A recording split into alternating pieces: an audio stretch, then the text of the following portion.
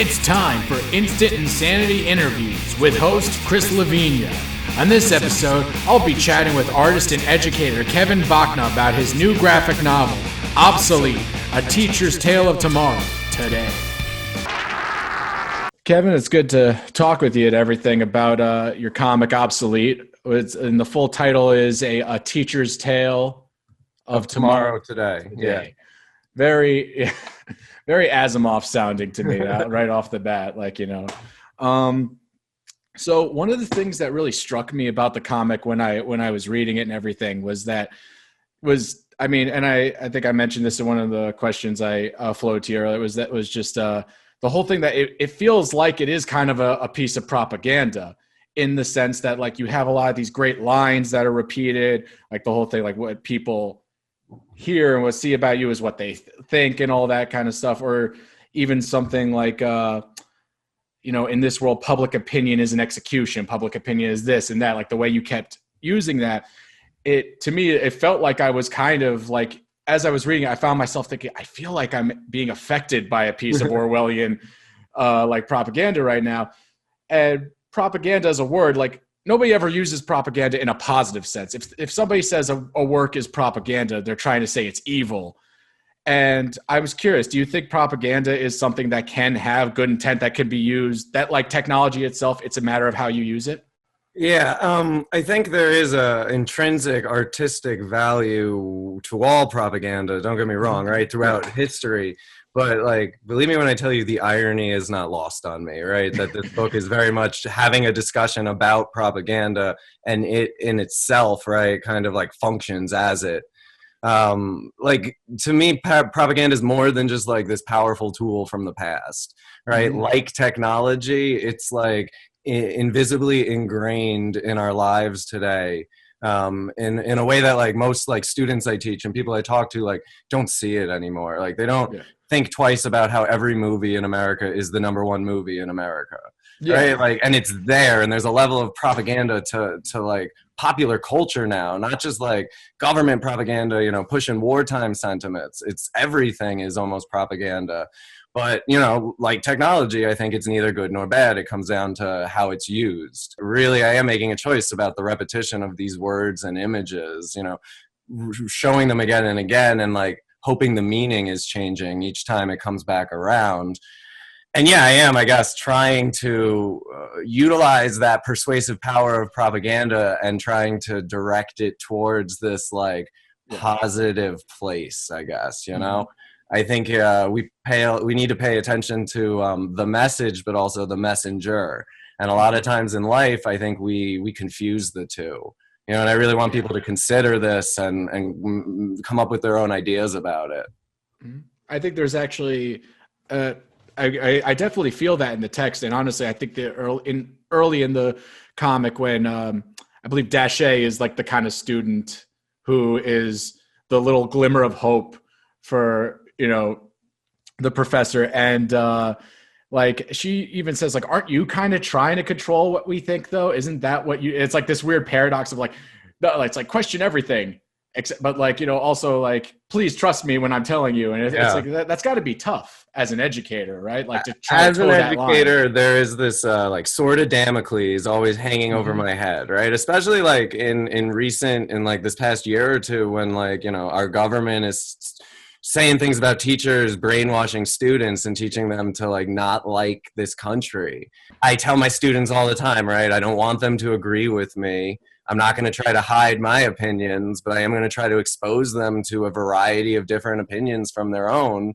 And at the end of the day, English is not math. 2 + 2 can be 5, in the Orwellian sense, as long as you can back it up, right? And those critical thinking skills are really important to me. I don't care what they believe, but I want them to understand why they believe what they believe.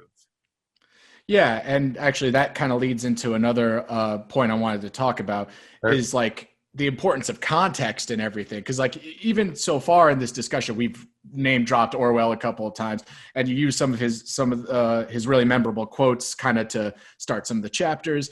But like I always find it interesting how often people reference the concept of Big Brother. I mean, hell, that's the name of a long-running reality show now. People reference Big Brother and doublespeak and all that stuff, or they'll reference like plot, like little terms from like Animal Farm when they want to talk about like socialism and everything. But then you find out they never read that text. And it's just kind of like you could kind of like, obviously context is super important. You know, those who don't know the past are doomed to repeat it, that kind of thing. Do you feel that it's like, obviously it's always important to teach the full context of stuff like that, but do you feel like it's even harder now, or there's even more of a burden on the educator to make sure that a student is getting this information with the full context of the time it came from and all that stuff? Yeah, no, absolutely. I really do believe we stand on the shoulders of giants, right? And in Obsolete, like that's one of the things I'm trying to remind everyone of by, you know, using these, you know, famous quotes from these other, you know, great authors, right? This nothing I'm saying hasn't been said before, right? And each time it gets maybe a little louder, or maybe the opposite. Maybe we worry less about it because we've heard it so much. But context really is key. And like I was saying before, those critical thinking skills are first and foremost in fostering and developing like our youth. You know, we need to grow these future leaders. We talk about it all the time. And like, we've got to make sure we're not just making these drones, right? Button pushers, people pulling levers. And that's why in Orwell, right, they get the children young, right? In Animal Farm, Jesse the dog, right, has the puppies, and Napoleon and his pigs come in and separate them so they can start teaching them like right away. It's this conditioning that like is a part of every society. And we put a lot of faith and trust in it because children are lumps of clay that are like shaped and molded by this educational experience. There's tons of kids who accept that programming, but then there's always the ones who don't. So like, yeah, I mean, like I always try to teach them like the bigger picture, that history is not taking place in a vacuum, that like everything is cause and effect, and it's these cycles that seem to be repeating. Yeah. And then, yeah, like speaking of like the students, like Dasha, in a lot of ways, those are the students, those great students, the bright students, the ones who take to learning and like are creative and have their own ideas, are the students we never talk about. We talk about the problem students, you know, the ones who like, you know, don't come to class or are disruptive. We talk about the kids who struggle, right? And the teacher like has to work with to get them to pass. But like in a much more meaningful way, like these other students, like we see in the book, right? They're the ones you run into years later, you know, out in the world, and they're hitting you with these like these positive memories and like heartwarming thank yous. And they tell you how you changed their life as their teacher. And like what I never get to like say is like they probably had a much bigger effect on me, you know, because they're the reason you keep going, right? They're the thing that like really gives you hope. And like you try to teach them all the context, right? And then there's some who see it, right? They can see the bigger picture. They can like self-evaluate and see how they fit in it. They're not just, you know, scrolling through social media while the teacher's up in the front of the room trying to talk about something they don't care. So I think a lot of it is putting it into a context that is really meaningful to the young people. You know, they have to want to learn about this stuff, you know, and that's maybe the hardest part sometimes. Yeah, actually, now that I think about it, I guess I don't want to spoil anything too much, but for anybody who could potentially watch this later, but like, yeah, there is that key scene where the professor gets to see some of his old students in a very surprising context. Yeah. And I think I actually thought that was really, because it totally speaks to what you just said. It's like he has a moment where he realizes, actually, you guys have been impacting me even way more. And it's a big kind of turn for his character and everything in terms of like what the direct action he takes after it. And yeah, it's very, I'm already loving this topic because it's great to actually see, like hear you say these things. I'm actually literally thinking about, oh yeah, that's exactly what you're really, this really is a very effective story, man. It's really cool. Well, thank you. Yeah. The art is, sometimes it makes me think of like Frank Miller almost in the Dark Knight Returns way, very like how things are very alien, but also very human at the same time in terms of the way you render things. Yeah, I've read a lot of Miller. I like his use of minimalism and negative space, right? Like the background is nothing, but like it is something still, like because of the use of light and dark. Scott McCloud's Understanding Comics, right? He talks about like the use of the icon and how like the more cartoonish an image is, the more universally recognizable it is. That's why we recognize Mickey Mouse and the lady on the woman's bathroom door, right? Has more meaning than the Mona Lisa, right? Like Mona Lisa means one thing, but and like, a cartoon version of ourselves is what we see of ourselves. Because it's funny you bring him up because I just read that for the first time this year. That book, it's so good. But yeah, no, that was almost like a little revelation to me when he's like, the reason cartoons, we love them so much is picture yourself right now. You're not going to picture what you see in a mirror. You're going to picture kind of a stripped down, almost cartoonish version of yourself. So like, oh God, like it's, something so obvious, yet it just was unlocked reading that text. It's absolutely. I totally recommend Understanding Comics, Making Comics too, both by Scott McCloud. They're great. And I teach an English class with seniors, and that's one of our like foundational texts we do before we jump into like Mouse and Persepolis and Watchmen, right? Like we really look at what he's doing because he's making this stuff serious. He's putting the science behind comics. And that needs to happen in a lot of ways. Yeah, no, I think we're actually slowly but surely even further reaching into a phase of comics really being seen and accepted as literature. I honestly think this book is an example of it too. It's like just really, it's got all the same like depth, a lot of great symbolism, and it's in other words, I think a comic like Obsolete is a great case for that. It's definitely something that I think would go good in a curriculum about like comics as literature and just how, so. Yeah, no, I'm testing it out. We just started reading it with my freshman honors, and we're going to see how it goes. There's got to be a little nerve-wracking, huh? You know what it is? Everyone, there's a big tendency, especially with my students, to look at my work autobiographically, and at some point that's like unavoidable as a creator. And you got to make peace with that. But I play things really close to the chest with them. Like they're like, oh, well, you'll just tell us the answers. You wrote the book, and I'm like, no, guys, these are art. This is art. You guys got to tell me what it means. So we'll have fun with it. But we've been gearing up to start. And they're pretty excited to look at it, so I'm looking forward to seeing their ideas. That's awesome. That's really cool. I really respect the way you're definitely going out there to try to like just do anything to make sure you're engaging students and just trying to get them excited to learn, because I think that's you say there's a line I think early on in the comic where you say it's like reading and writing, those are important skills, but thinking is really the most important one. That's like the most critical. Obviously, I'm paraphrasing a bit. You say it a bit more succinctly, but I think that's absolutely true in the sense that it's one thing to teach all this stuff, but if you could just instill a student like with a constant desire to keep learning after they've left your classroom, that's the ultimate, right? Because that's what creates those critical thinkers. That's what creates them, Yeah, no, anything I've ever really been passionate about, I've again, there have been adults and educators in my life who've mentored me in that regard, but like a lot of it came from within. It took that motivation, me be hungry for that knowledge, and it had to be a topic I cared about, and it's presenting students with a variety of choices, right, so that they can develop their own voice, and figure out what that is, what they care about. As opposed to like, well, this is what you must know, and this is the English canon, and these are 100-year-old books, but and they have very little connection to your life right now, but they're good, and you got to read them.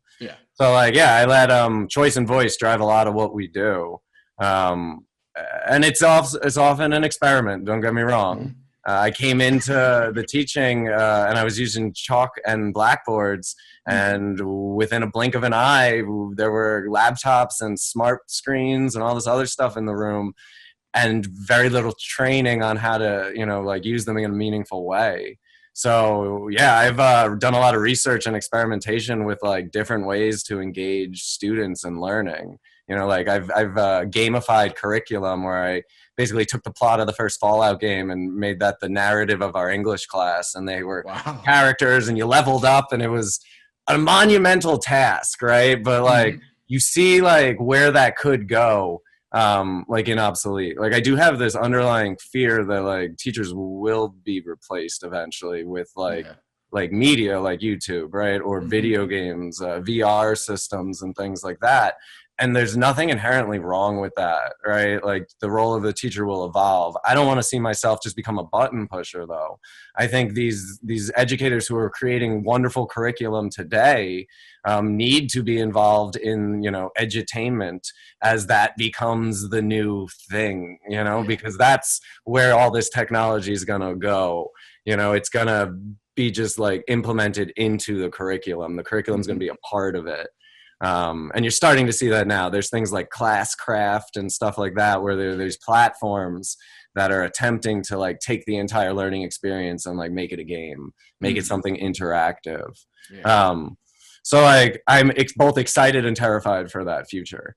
And I want to be a part of it. And I feel like in the next several years, there will be conversations and decisions around education about this stuff, right? Like Skillshare, right? And I don't work for any of these people. I'm just, you know, giving them the free plugs. But like Skillshare, right, is it very easily could become something that like school and formal school like adopts, that kind of model where it's this wide variety of different like video lectures and activities around subjects of your choice. I mean, I that wouldn't surprise me at all if 10 years from now, like public education is using that model, especially with Zoom and all of the digital learning that's happening right now. It just seems like we're more tempted to go that way. We need the technology more. Yeah, and I can definitely sense you're kind of you're interested in it, but also the worry about it too. It's very present in the comic. I mean, Edward is definitely like bemoaning, especially when he gets relocated to the new, like the lower tier class area. He's definitely not happy about having to just be pushing buttons and everything.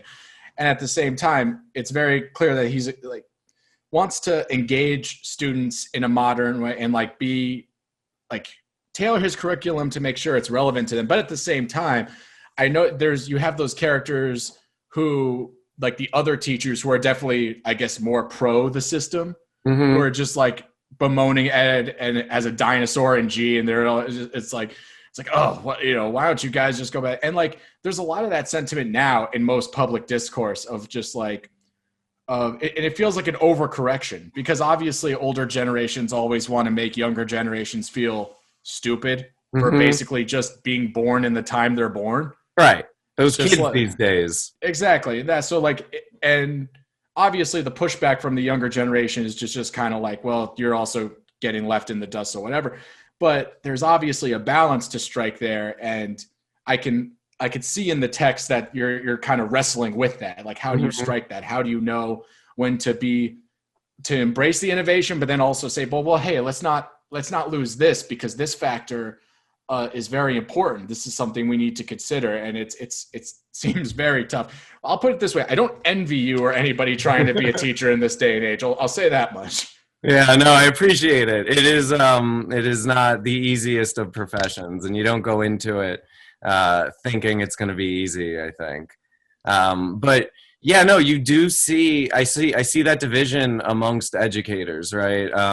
The new blood and the old blood kind of stuff. That young blood comes in young, enthusiastic, filled with all these ideals and theories from like, you know, learning about this stuff in college or grad school. And I see them burnt out in a matter of months, you know, what percentage of them don't make it the year, you know, and it's, teaching is a very trial by fire process, right? You learn a lot of theories, you do student teaching, but then you just kind of, you're kicked into the water and it's sink or swim. And you rely on the other people around you, the other teachers, right? You look for them to support, and educators really have to support each other, you know. Teachers are there for the students, the administrators are there for the students, everybody's there for the students, right? But like, we teachers really need to also like have each other's back and help each other. You know, like I make curriculum, I put stuff online, and I'm not gonna teachers pay teachers, right? Like, because like I found ideas from this on the internet. I would take this and use it if it works for you, because otherwise we don't survive. And as soon as you stop being flexible in this industry, you're dead. As soon as you start saying like, oh, these kids, it's the kids, you're dead, you're done, right? You can't survive with that kind of mindset, because every year you go back to the beginning, you know, and no matter how far you get with one group, right? It hits reset and you start all over again. And no year goes the same. And that can be really hard and really draining. And the system itself every year is giving you, oh, now we're going to do this. And this is the buzzword. And this is the, incentive that we're going to follow. And this is the thing we're going to do. And you're like, okay. And you struggle. And then the next year, just as you're figuring it out, it's like, nah, forget all that. We're going this way now. Education's this pendulum that swings, and it continues, every 7-8 years to alternate on what's important big picture wise. But year to year, like you come in, you graduated school in 2020, someone else graduated in 2015. It's almost like you're speaking different languages, right? Everybody's talking about things using different words and nobody can talk to each other. So it's, it's a mess. And in a lot of ways, like it's that patience and support, student, teacher, administrator, parents, everybody's got to like want the same kind of thing and work towards it. Yeah. No, that's a very sobering look at it. The idea of having to constantly reset. And it's, that's, and I mean, actually, I feel like that's something we also see a little bit of in the text, especially towards the end, what happens with our professor. So I'm trying to think, because I've got some of these other questions. I haven't even hit quite a few of them because we've every time we talk about a point, we're getting so much material out of it. But so one thing I've kind of noticed, I mean, I'm sure you've noticed this too. It's a cliche these days for people to talk about how we're currently living in the sci-fi dystopias pictured in like Blade Runner and such like that. And I almost feel like there's this tendency where people see science fiction or speculative fiction, whatever you want to call it, as as a genre that exists to kind of try to predict the future. Say like, oh, this is what's definitely going to be happening, flying cars, jetpacks, all that kind of stuff. And I feel like Obsolete is an example of this, where I feel like actually science fiction, what it's more about is trying to kind of, deconstruct the now. And even maybe try to kind of understand reckon with the past a little bit and say, well, this is potentially what could happen based on what is happening right now, if things go unchecked or whatever. Would you agree with that assessment? Yeah, absolutely. I definitely agree with that. In some ways, it's always both, right? Like all art is both a reflection and projection, a reflection of today and a projection of tomorrow. But like it's so much more about the here and the now. The holographic projections everybody's got in their hands in the book, the screens on the walls and all these surfaces. My hope is that like the parallels to today with our cell phones and tablets and computers and TVs and stuff is obvious, right, to the reader. Like I hope they can see that like their relationship with technology in the real world today is not all that different from what we're seeing these characters go through. There's that situation that comes up in the end of chapter 2 with the train, right? Yes. Yeah. And like that was a real thing. That I was on the train leaving Fordham Road. It was like 2016. A student from Fordham University ended up in front of the train at Botanical Gardens. And like what I saw in the book, right, is pretty like exact in terms of what I watched happen in real life, where they're pulling these body part of this kid out from underneath this train and everybody's just standing there with their phones recording it. Yeah. Right. And I had this totally unnerving, like sobering experience, like talking about now, like the hair on my body like stands up and it's like, I'm like, what are we doing? Like why are we interacting with the world this way? This voyeurism, right? Who is this being documented for even? Yeah, right. This Who are you constant push to documenting document things. Right? Are we all sending it to, News 12 or is this going up on your social media? Is this you trying to get, on World Star Hip Hop and get famous? Like what's the purpose? And like as for like predictions of the future, like I don't want to be a prophet, right? I don't want people to look back and be like, oh, Kevin was right. Yeah. Like, I want the opposite. I want nothing in this book ever to come true. I want us to remember this 50 years down the road of how wrong I got it, because it is a fear, and I hope we never get there. You know what I mean? And I think like Orwell and like other dystopian writers, like I got to think it's the same, right? They're talking about what they see today. They're using that lens of, the future setting to like give you some kind of distance so you can look at yourself. And I'm definitely asking us to take a look at ourselves and our life and our world and think about what's important and think about what we want it to be. Yeah, no, absolutely.